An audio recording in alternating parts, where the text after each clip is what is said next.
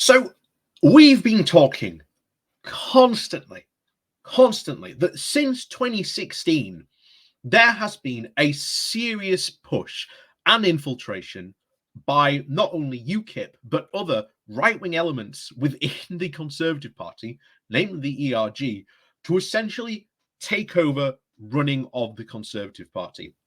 Effectively, the fringes of what was most not the mainstream thought of conservative political thinking. That is no longer the case. It is now the fringes that are now the mainstream in the Conservative Party. And you are seeing this very, very much on play and in display in full view of the public by Rishi Sunak and Liz Truss. They are, well, as the title says, righter than right. And this is shocking a lot of those, sort of moderate conservatives, because they've seen this before. After Thatcher left, there was this very, very clear view that the Conservative Party had drifted very far right. And under John Major, it was seen as maybe, continuity. Thatcher will be all right. But eventually, that wasn't the case. They lost a lot of votes, and they spent a lot of years in the political wilderness thinking that their sort of far rightness was sort of the right way to go. And it took David Cameron to bring the party into a sort of more moderate centrist, but right-wing, right centrist direction that sort of brought the party back not only into electability, but back into power. And then, of course, it was the far right that again used the views, used the divisions over Europe to once again split the party. And now the Conservative Party has gone back to this very extreme right view on things. And, the article says that this hard right drift may lose the public. It's not that it may lose the public, it's that it will lose the public. The public is very, very aware, thanks to these debates, of both what Rishi Sunak and Liz Truss are now suggesting to the public at large of what they would do with the Conservative Party, with that massive majority in power. And a lot of people, even their own fellow moderate conservatives, are even quite shocked at the lengths that they are now pushing the party to. So with that, we'll go diving into this. But before we do that, please do remember to hit that like, share, and subscribe button. And of course, please do remember to hit that, the like and share button. But of course, yes. So anyway, on with the show. So anyway, yes, this comes from The Guardian. The title of "Righter Than Right: The Tories' Hardline Drift May Lose the Public."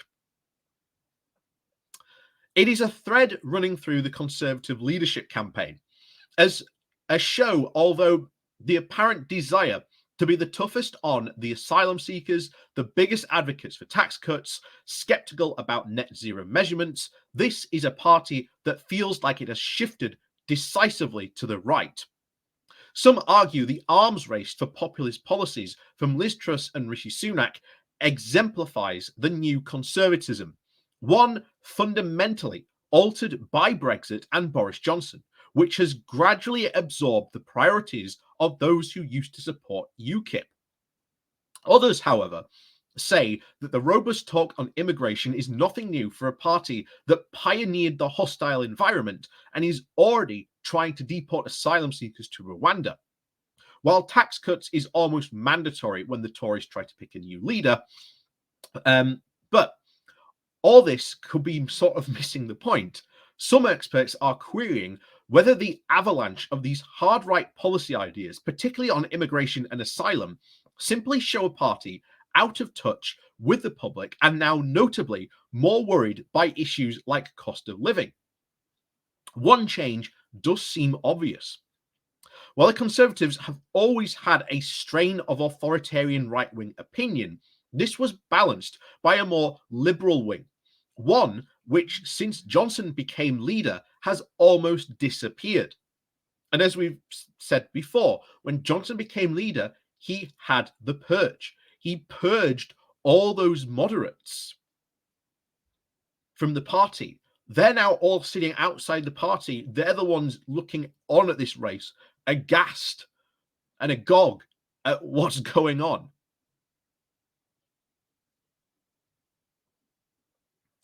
So anyway, Anna Soubry, again, a really good example.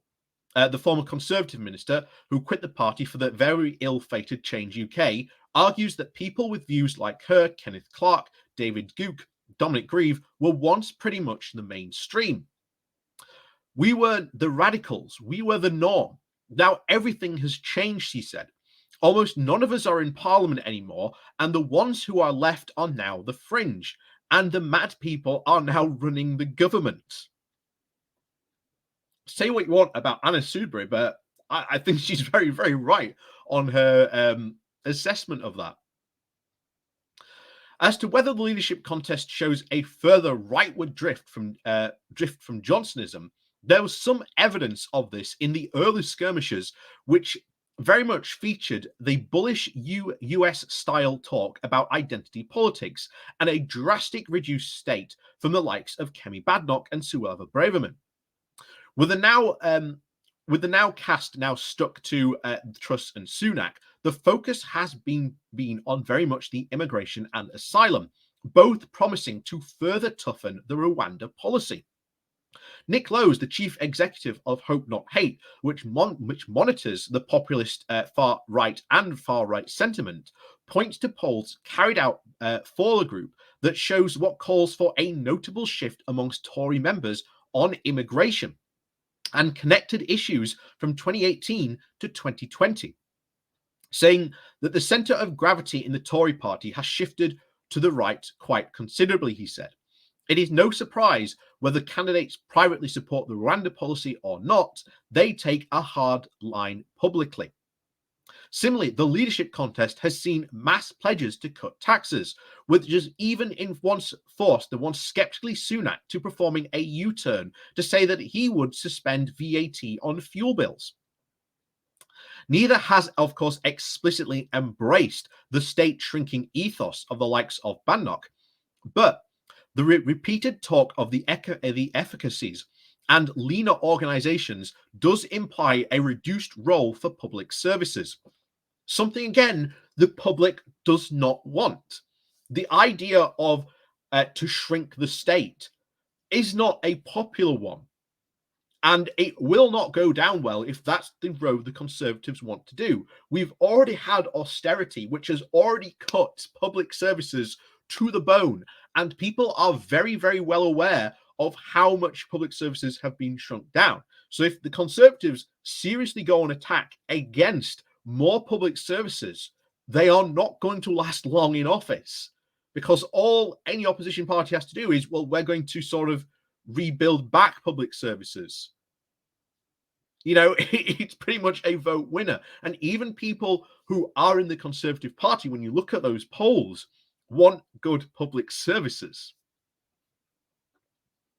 So both the final two have been notably cautious over the climate emergency, with Truss committed to suspending the green levies on energy bills, while Sunak has all but ruled out any new offshore wind projects in England. Again, you'd think we're in this crisis. You'd want these new offshore wind projects, but no. Again, absolute madness. Because again, the Tory party is trapped in an ideological cul-de-sac. They cannot get out of it. The decision on which of the pair succeeds Johnson is obviously going to be made by the Conservative members, which is at great extent explains the ideological tilt. There are, however, some signs that the candidates may have misread even their own audience. New polling from the Onward think tank has shown that Conservative voters are notably more keen on net zero emissions by 2050, with almost a quarter saying that they would no longer back the party if the commitment was ditched. Again, just goes to show you how far right they are going. that they are ignoring even their own party on these positions and only paying attention to this very, very small minority. Robert Ford, the professor of politics at University of Manchester, argues that on immigration and taxation, the party also risks increasingly being out of the line where the public and even the conservative voting public are. He points to research led by Tim Bale, the professor of politics at Queen Mary University, London, showing that while the Conservative Party members are, as you might expect, notably more right leaning on economic issues, Tory MPs are even more right leaning. This tax cutting Singapore on Thames Thatcherism has always been a kind of elite hobby, Ford said. There has never been a mass electorate for that stuff, but people who like it and like it so intensely that they kind of project this ideology onto their membership. On immigration, on long-term YouGov poll tracking, these issues with voters are viewed as the most important and have seen a percentage pick immigration more than half since the Brexit referendum in 2016, with the proportion citing the economy has shot up. For a very long time, and not without reason, the Conservative Party has regarded being authoritarian on immigration and asylum as essentially a no-lose position, Ford said. And I don't know if that's true anymore. Attitudes towards immigration are now more positive than they have been at any point for which we have had in polling in modern politics. It's a strange context in which to be launching a very hardline immigration policies. But it is also not a pressing issue for votes in general, or conservative voters, or even a socially conservative voters. This is an answer to a question no one is asking anymore. People care about paying for their gas bills. The bit of the Home Office they're concerned about is getting their passport to them on time for their holiday. It all risks looking very out of touch, which it wasn't true in the past. And why is that? What has happened there? Well, very simply, because UKIP no longer exists. It was UKIP and Nigel Farage who would bang the drum constantly going, immigration is a problem, immigration is a problem. And in reality, immigration is not a problem. It's not even an issue, as we are seeing now, that the public genuinely cares about, unless you've got people like Nigel Farage who go out and start whipping people up into a fury thinking that immigration is a problem. You know? So more and more as we see this, and I fully expect it to probably be reflected in the next Tory manifesto, this hardline slant to the right is going to affect them in the next leadership contest, and they will lose voters. You saw it there. People don't care about immigration. Even conservative voters no longer care about immigration. They're more carried about, paying their gas bill and making sure that their passport arrives on time from the Home Office. They don't really care about immigration because, as we said, Nigel Farage is no longer out there banging the drum. Because remember, Brexit was meant to be all about getting rid of immigrants. So, at least certainly to that section of the party.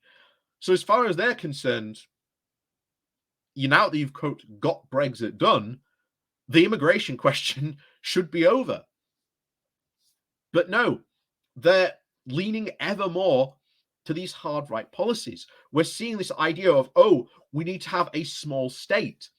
But we don't have those conversations very often in the UK because when you look at polls, people want public services overwhelmingly. Even conservative voters themselves want public services and good public services. So this is going to drastically affect the Tory party, drastically affect them in the next election. And of course, what's going to happen? The Lib Dems are going to hoover up all those votes. And as a result, we're going to probably end up either with at the next general election, I'm probably predicting either Labour will get a minor majority government, meaning that they'll probably get the MPs they need to sort of form a government, but there'll be a very small number. Or they will have to go into coalition with the Lib Dems. Like, that's essentially what I think will happen at the next general election. And I think the Conservatives are going to lose a lot. They are going to lose a lot, because I'll tell you now, the policies that they are pushing with this hard right ideology, first of all, are not going to fly in the red wall. The fact that they haven't fulfilled any of their promises on leveling up, not going to fly up here in the red wall. And down south, they're losing voters left, right, and center to the Lib Dems. So they have not got a very good basis going to any potential next general election, whether that be in 6 months' time or even 2 years' time. So, as always, thank you very much for watching. Please do remember to hit that like, share, and subscribe button. And of course, down below, there are links to my Patreon page and a one-off donation link called Buy Me Coffee, where you can, well, buy me coffee. And as always, thank you very much to all those people who do help and support the channel that way. And of course, you've got the YouTube subscriptions where you can join the Pony Club. And of course, the YouTube thank you button as well. And of course, happy Yorkshire Day to all my fellow Yorkshiremen out there. Have a good one and celebrate the best you can with a happy Yorkshire Day. So, hope you're all doing well out there in Yorkshire Day and in Yorkshire in particular. So have a good one, and we'll see you all very soon.